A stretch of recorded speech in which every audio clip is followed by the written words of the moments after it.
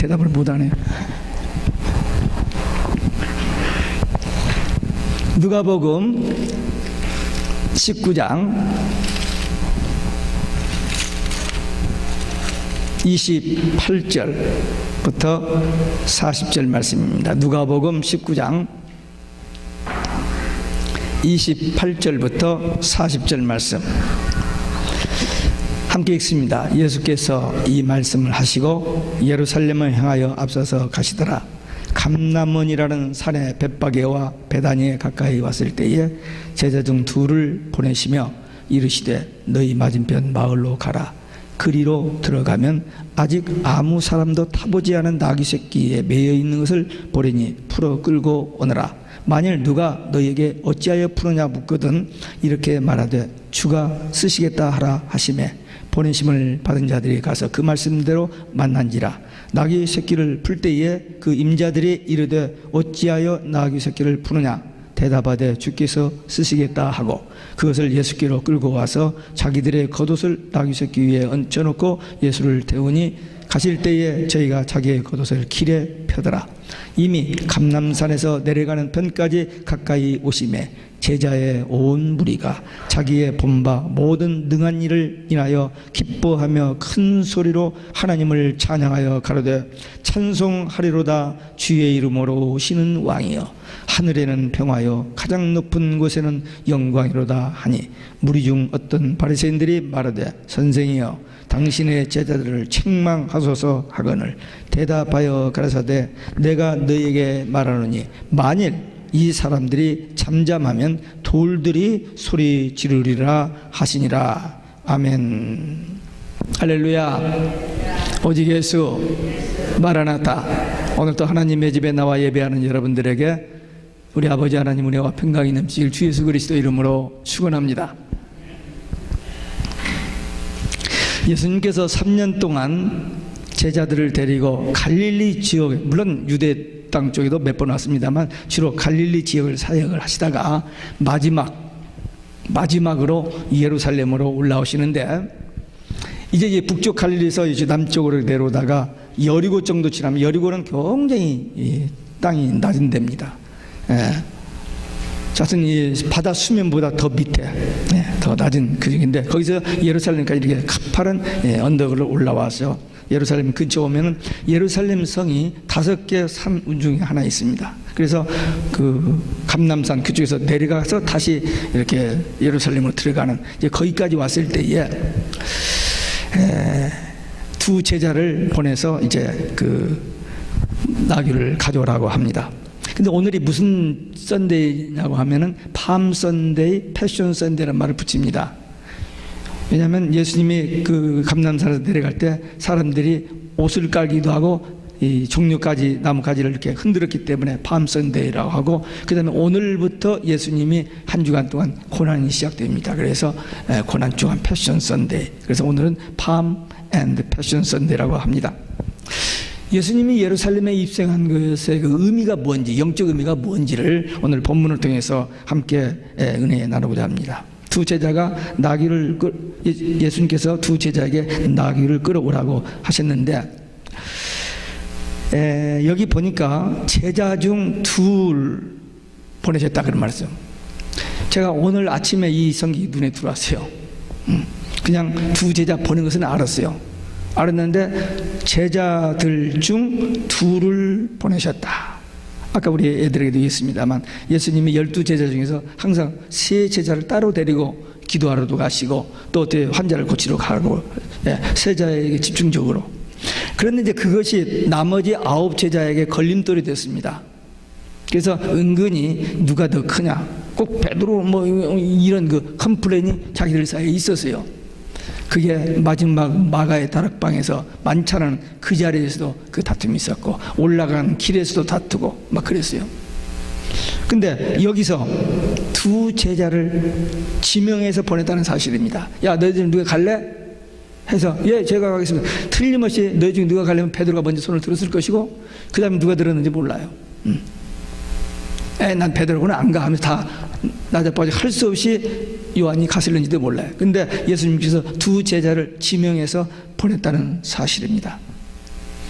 베드로는 최연장자, 그리고 요한은 제일로 연소 어린 제자였습니다.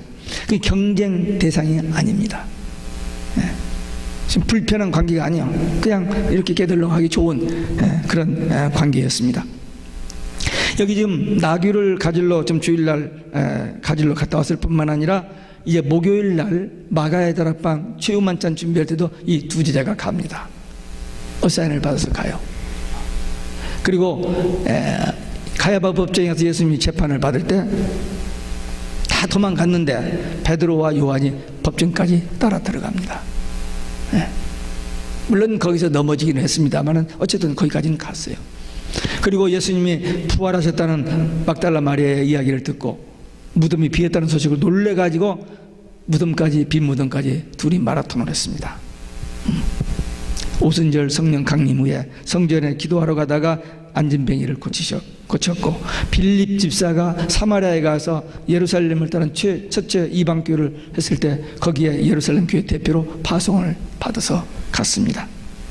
이와 같이 두 사람은 주님이 이렇게 둘이 가라 그 이후로 이 파트너가 되어가지고 동역자, 기도의 파트너로서 함께 일을 했습니다. 여러분들에게도 이런 동역자 있습니까? 기도 파트너 있어요?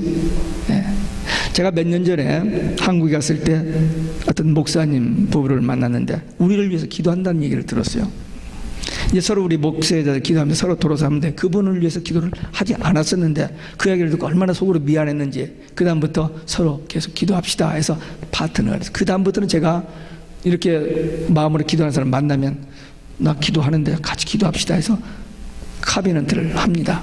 그래서 이렇게 자꾸 하다 보니까 기도의 그 중보기도 대상자가 자꾸 늘어나는데, 어쨌든 같이 기도할 수 있는 동역자, 이 파트너가 있다는 것은 정말 하나님의 은혜입니다. 여기 왜 아무도 타보지 않은 나귀 새끼를 가져오라 했느냐 하면은, 재물이 되는 짐승은 흠이 있으면 하나님이 받지 않습니다. 재물이 없어야 돼요. 근데 온 인류를 대속하시기 위하여 오셔서 이제 십자가를 지러 지금 가시는 예수님인데, 그 예수님을 태우는 나귀도 다른 사람이 타보지 아니한 그 흠없는 그런 나귀, 그런 의미입니다. 순결한. 예수님이 이 나귀를 타고 입성하실 것이 스가랴 9장 9절에 예언되어 있는데 그 말씀은 그대로 성취되어진 것을 봅니다. 주 여호와께서는 자기의 비밀을 그 종들에게 보이지 아니하시고는 결코 행하심이 없으시다. 아모스 3장 7절에 하신 것처럼 반드시 하나님은 미리 말씀하시고 그 말씀이 정확하게 성취되게 하여 주십니다. 여기 나귀가 매여 있는 것을 어떻게 아셨을까? 미리 예약한 것도 아닙니다. 우연히 된 것도 아닙니다. 전지전능하신 예수님이 그 신적인 능력으로 아시고 그렇게 지시하셨던 것입니다. 그 다음에 임자는, 이 나귀 임자는 어떻게 성령의 감동으로 누구에겐가 이 나귀 새끼를 주고 싶은 마음을 하나님께서 주셨어요. 그래서 기다리고 있는 그런 심정이었습니다. 그 다음에 예수님께서 그것을 풀어 끌어오라 그랬습니다. 훔쳐오거나 강제로 뺏어오지 말고 가서 풀어 끌어오는데, 구체적으로 지시하시기를 나귀를 보고 그걸 풀다가 임자가 나타나서 왜 그걸 푸느냐고 그렇게 물으면은 주께서 쓰시겠다 말하라. 지금 예수님께서 그 나귀 하나 끌고 오는 일을 이렇게 자상하게 설명할 필요가 있어요? 이 다 성인이고 다 똑똑하고 예수님 3년 따라다닌 그래도 훈련받은 제자들인데, 그러나 여기에 중요한 포인트가 있습니다. 그때 그 상황에서 자기 생각대로, 자기 기분대로, 자기 그냥 수준대로 말하지 말고 주님께서 시키시는 대로, 지시하시는 대로, 이게 그렇게 중요한 겁니다. 이게 신앙의 원리입니다. 많은 사람들이 열심히 신앙생활에 자기 수준에 맞게 자기 생각대로, 그래서 자기는 잘했다고 생각해요. 제가 여러 번 인용하는 말씀입니다만 마태복음 7장에 보면 주여 주여 우리가 주의 이름으로 선지자 노릇을 하고 귀신을 쫓아내고 큰 권능을 행하지 아니하였습니까? 근데 예수님은 나는 너를 도무지 모른다. 불법을 행한 자야 내게서 떠나가라. 그럴 수가 있습니까? 아니, 주의 이름으로 선지자 노릇하고 귀신도 쫓아내고 큰 능력을 했는데 불법을 행한 자 떠나 지옥 가라는 소리입니다. 무슨 얘기입니까? 자기 뜻대로, 자기 명예, 자기 잘난 맛, 하나님이 원하시고 하나님 뜻이 뭔지 모르고 그냥 자기에게 도취돼서 일하는 거 아닙니다. 계시록 3장에 보면 종말교회 모습이 나옵니다. 라오디게아 종말, 우리가 살고 있는 종말교회.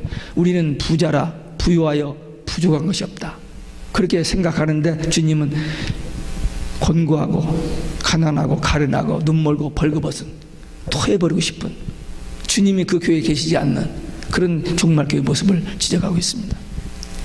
그러니까 여기서 자기 생각대로 자기 판단대로 아무렇게나 말하는 게 아니고 정확하게 하나님의 말씀대로 하라. 이게 신앙의 원리입니다.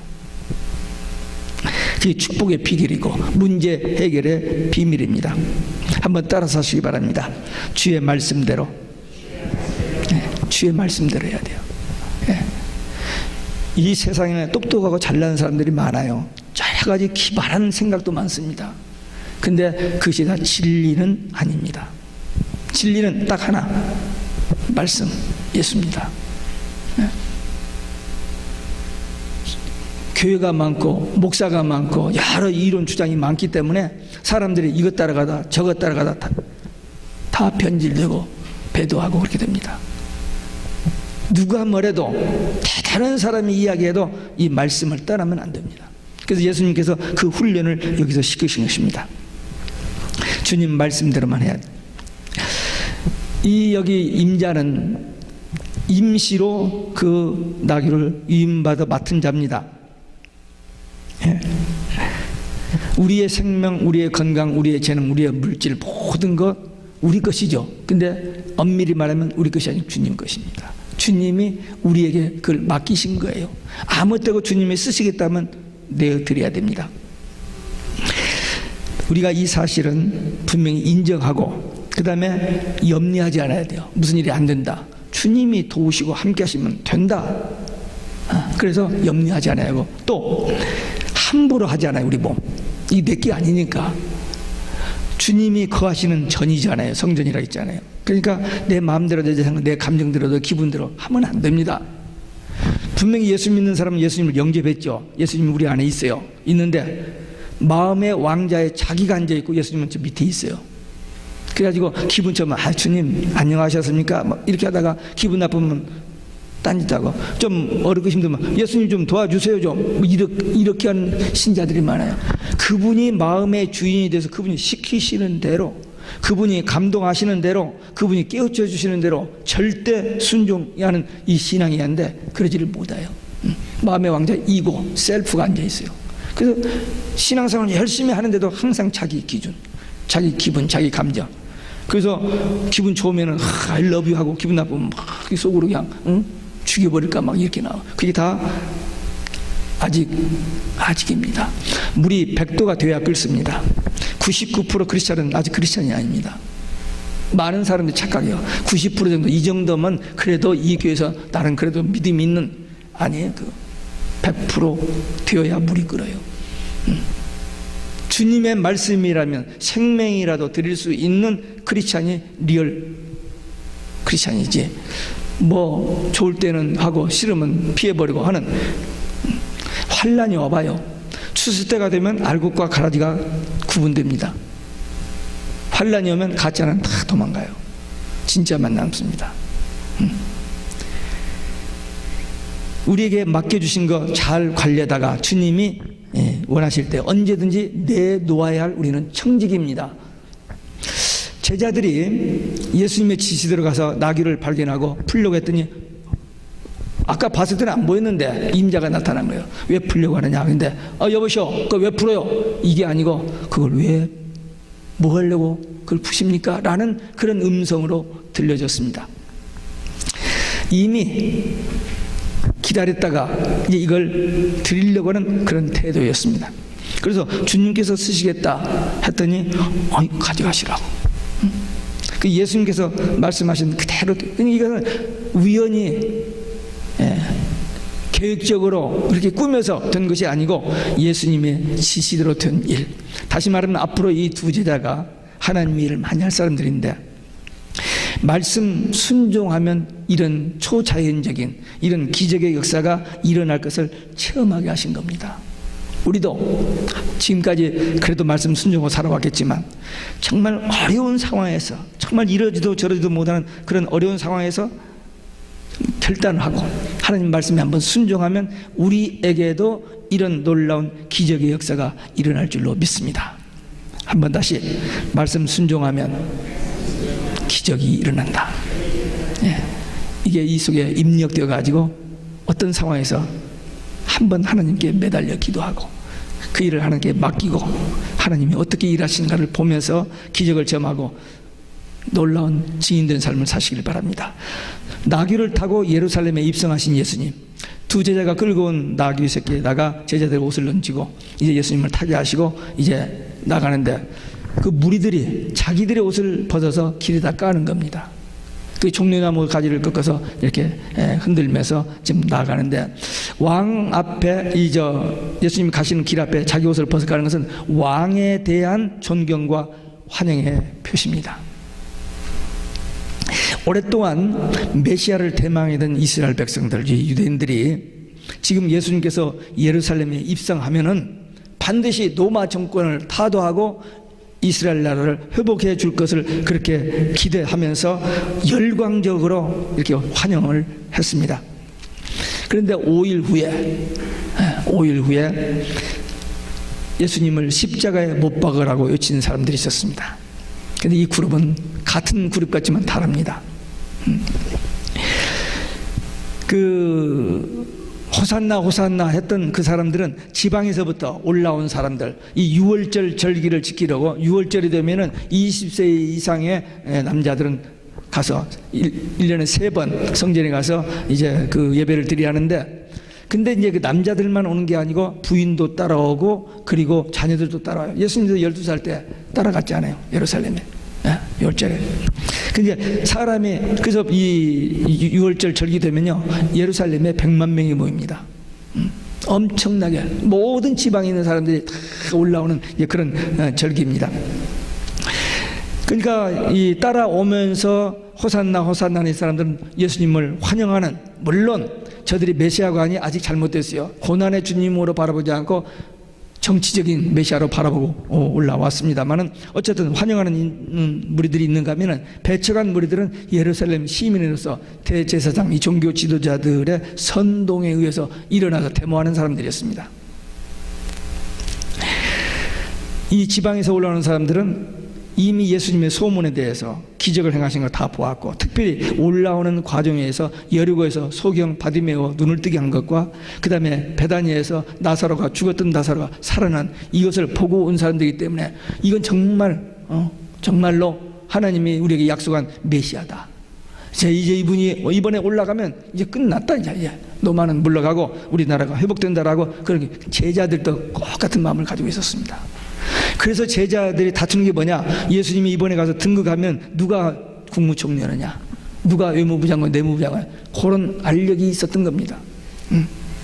그러니까 주님을 믿고 따르고 보고 하는 거 다 했지만 자기 속에 아젠다가 따로 있었기 때문입니다. 예수 믿는 사람, 그런 사람들 많아요. 내가 예수 믿으면 복 받는다, 잘 된다, 여기만. 근데 분명히 예수님 그 양면성이 있어요. 분명히 예수 믿으면 복받고 잘 되는 면도 있습니다만, 정말 우리가 예수 믿는다는 것은 복받고 잘 되기만 위해서가 아니라 구원받고 천국 가기 위해서 믿는 겁니다. 거기에는 고난의 길이 있습니다. 주님이 너희들이 나를 따르려면 자기의 일을 부인하고 십자가를 지고 나를 쫓을 것이니라, 분명히 고난을 얘기했잖아요. 예수님이 그 길을 가셨고, 근데 사람들이 자기 생각에 잡혀 있었기 때문에 이렇게 똑같은 상황에서도 제자들은 주님을 환영하고 기뻐하고 찬송했는데 이 바리새인들은 듣기 싫어하고 항의하면서 예수님께 와서 저 제자들 좀 조용하게 해달라고 이제 항의하는 모습을 봅니다. 이 찬송 호산나, 이 찬송은 이 이스라엘 백성들이 예루살렘에 올 때마다 그 약속하신 선지자를 통해서 주신 그 약속하신 말씀을 기다리면서 이 찬송을 부르면서 올라왔어요. 근데 지금 오늘은 그분이 예언되었던 그 메시아가 실제로 그 나귀를 타고 그 찬송을 받으면서 지금 가고 있는 거예요. 역사적인 순간입니다. 근데 그들은 다 알지를 못했어요. 아직 메시아는 메시아인데 자기들이 기대하는 메시아, 그렇기 때문에 조금 틀리긴 했습니다만 그 역사적인 사건이 일어나고 있는 것입니다. 찬송, 우리 늘 하는 찬송입니다. 물론 일주일에 한 번 하는 사람도 있지만 집에서 그냥 늘 찬송하는 사람도 있고 새벽마다 찬송하는 사람도 있는데, 말씀, 기도, 찬송, 이 세 가지는요 우리 평생 신앙생활도 하는 거지만 이게 그렇게도 중요합니다. 왜? 말씀, 하나님의 말씀, 그 말씀이 있어야 우리 속에 영의 생명의 양식이 있고, 그 말씀이 우리 안에 있어야 모든 유혹을 이기고 세상 죄를 이기고 모든 어둠의 영과 싸울 수 있는 성령의 검이 되기 때문에 말씀이 없으면 안 돼요.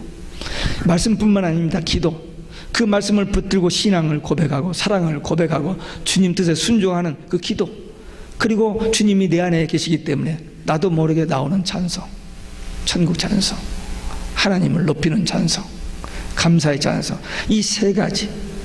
하나님 우리를 창조하신 목적이 이것 때문이고, 우리를 구원하신 목적도 이것이고, 우리 천국 가게 하시는 목적도 이겁니다. 하나님을 경외하는 거룩한 백성들.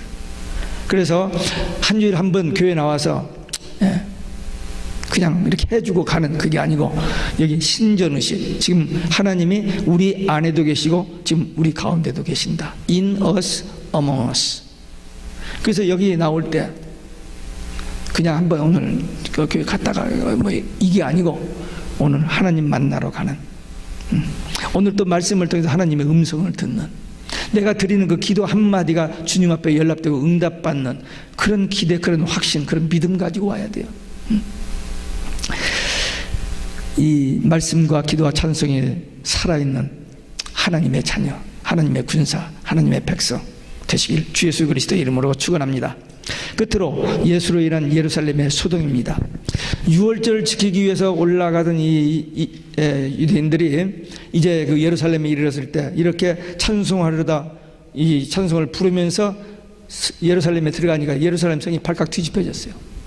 근데 예루살렘은 예수님 때문에 두 번 이제 그 소동이 일어났는데, 처음에 예수님이 탄생하셨을 때 동방 박사들이 와가지고 헤롯 궁의 왕 앞에 가서는 유대인의 왕으로 나신 이가 어디 계시뇨?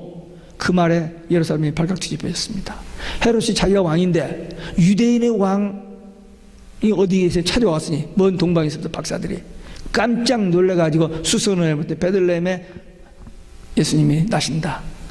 그래서 박사들을 보내면서 돌아오면서 나한테 복음, 나도 가서 문안 가겠다, 이런 거는 2살 아래 아이들 다 죽이는 소동이 일어났잖아요. 또 33년이 지난 지금 나귀를 타고 구약에 예언된 그 예언 그대로 예수님이 입성하시니까 온 무리들이 소리를 지르는, 이걸로 인해서 예루살렘이 소동했던 겁니다. 근데 한 번 또 남았어요. 한 번 또. 언제? 예수님이 재림하실 때 천군 천사를 대동하고 만왕의 왕 만주로 오실 때에 예루살렘뿐만 아니라 온 세상 사람들이 소동하는 그때가 분명히 옵니다. 첫 번째, 두 번째는 이루어졌고 마지막엔 될 일인데 언제인지는 몰라요. 근데 very soon, very soon. 성경에 분명히 두 군데 그날 그 시는 모른다. 그러나 이러이러한 징조들이 이르면은 주님이 문 앞에 곧 가까이 이른 줄 알라 했는데 그 징조들이 거의 다 이루어졌어요. 그래서 우리 교회가 계속 이쪽에 초점을 맞추고 지금 말씀을 듣고 있습니다. 왜? 그때가 임박했기 때문에. 상황적으로 거의 다 됐습니다. 이제 이 소동을 피우는 제자들을 책망하라고 바리새인이 요구했을 때 예수님께서 이렇게 대답하십니다. 만일 이 사람들이 잠잠하면 돌들이 소리 지르리라. 지금 예수님이 지금 이렇게 낙이 타고 예루살렘 입성 구약의 성취로 오신 메시아로 오신 이 사건은 천지가 진동할 만한 사건인데, 이걸 모르면은 너희들이 그렇게 찬송을 하면 돌들이 일어나서도 찬송할 것이다. 그렇죠. 하나님은 전능하신 분인데 피조물 모든 저기를 통해서도 이 찬송을 하게 만드실 분이죠. 요한복음 6장에 보면 예수님께서 떡 5개 물고기 2마리로 오병이어로 5,000명, 장정만 5,000명, 남자 여자 합쳐서 2만 명을 먹였습니다. 그러니까 이스라엘 그 유대인들이 깜짝 놀란 거예요. 어떻게 떡 5개 물고기로 2만 명이 먹습니까? 그러니까 이분이 메시아라구나. 이분이 우리의 왕이 되면은 로마로부터 해방, 그리고 우리가 잘 살 수 있겠다. 다윗 왕 때처럼 그런 때가 또 오겠구나라고는 왕으로 삼으려고 하니까 예수님이 급히 산으로 피해서 가서 기도하십니다. 아직 예수님은 저들이 기대하는 그런 육적인 정치적인 메시아가 아니거든요. 그리고 예수님께서 사역하시면서 제자들에게도 항상 내가 그리스도인 것을 아직 말하지 말라. 자기가 그리스도이심을 감췄어요. 아직 때가 아니기 때문에. 예수님이 그리스도가 되시려면은 그 구약의 성취로, 예언의 성취로 오시려면은 십자가를 지고 부활하셔야만 되거든요. 그래서 예수님께서 이 예루살렘에 올라오기 전에 제자들에게 그랬잖아요. 비로소 처음으로 내가 예루살렘에 올라가서 십자가에 죽었다가 부활한다. 제자들이 못 알아. 5번 얘기하거든요. 제가 그 16장 21절부터 28절까지 제가 우크라이나 선교 갔다 와서 설교하다가 봤는데 5번, 찾아보면 5번 나오는데 그 같은 패러그래프 27절에 가니까 예수님이 재림에 대한 얘기가 있는 거예요. 그러니까 예수님이 십자가 부활만 처음으로 얘기한 게 아니고 재림까지 한꺼번에 얘기한 거예요. 5번, 마태복음에만. 그러니까 예수님의 십자가를 통하여 죄에서 해방, 예수님의 부활을 통해서 죽음에서 해방, 예수님의 재림으로 지옥에서 해방, 이 복음이 완전한 복음입니다.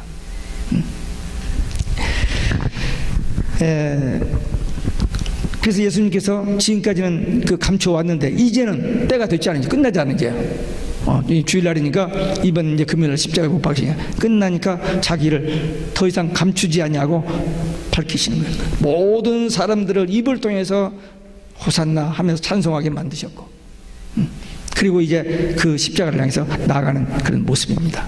구약 예언의 성취, 최초의 구원하냐 창세기 3장 15절의 성취.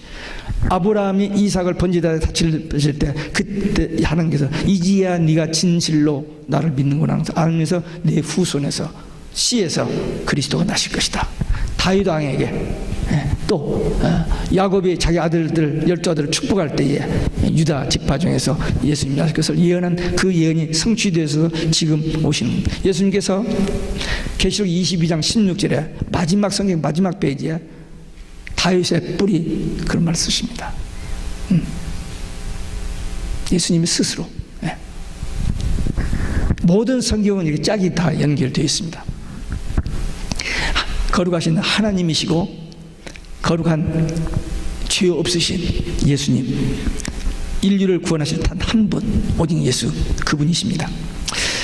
그분을 만나는 것은 복 중의 복입니다. 그 복음을 들은 것이 복이고, 그분을 영접한 것이 복이고, 그분이 나의 구주가 되심 확신 누리면서 사는 게 복이고, 그분이 우리를 다시 데리러 오신다는 그 약속을 확실하게 믿고 흐트러지지 아니하고 누가 뭐래도 끝까지 그 오직 예수 신앙 지키는 그들이 복 있는 자들이고, 그들이 이제 주님을 만날 날이 곧 가까이 오고 있습니다.